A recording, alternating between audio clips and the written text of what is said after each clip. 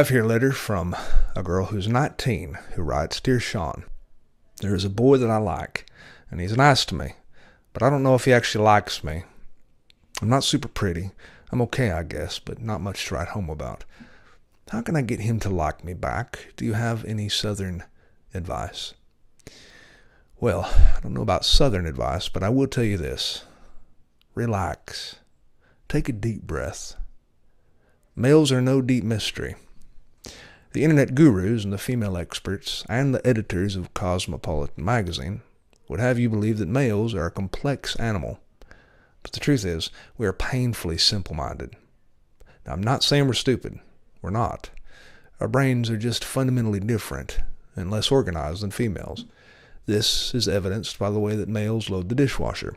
Basic male differences can be seen before birth. Now, during the first 7 weeks in the womb, all babies are female.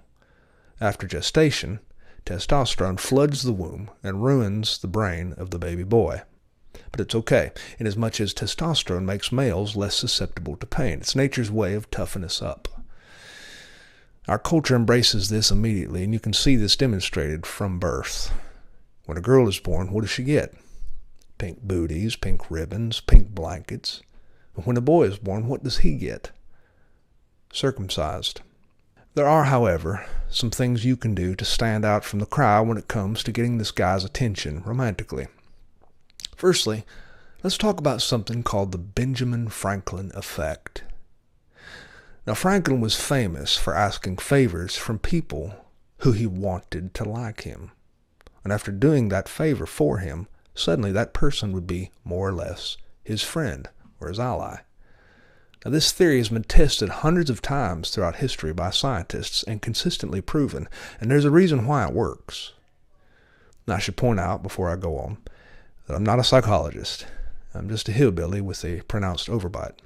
But the reason this trick works is because of something called cognitive dissonance, which is a fancy way of saying that your brain cannot hold two conflicting ideas. Your brain either likes someone or it doesn't. And when you do a kindness for someone, your brain says to yourself, "I must like this person because I just helped them." Now, this is the definition of male friendship. Guys want to be seen as doers. We like to do stuff. Give us something to do. It's how we're wired. When I was a kid, for example, whenever my neighbor Bill was outside working on his car, Old Man Bill would magically be surrounded by 3 or 4 neighborhood guys who would appear standing around him, supervising and helping Bill drink Michelob products. They'd stand nearby, arms crossed, spitting, talking about carburetors, CV axles, and the importance of relief pitching. And to the untrained eye, these men appeared to be engaging in bovine scatology. But really, they just wanted to help, because that's how guys are. They want to help. But the second and most important thing that I'd like you to consider is something you're probably overlooking, and that is yourself. How much do you think you're worth? Because if you're not sure, how about you give yourself a number value? Consider your attributes, your smarts, your talents, life prospects, and overall hotness.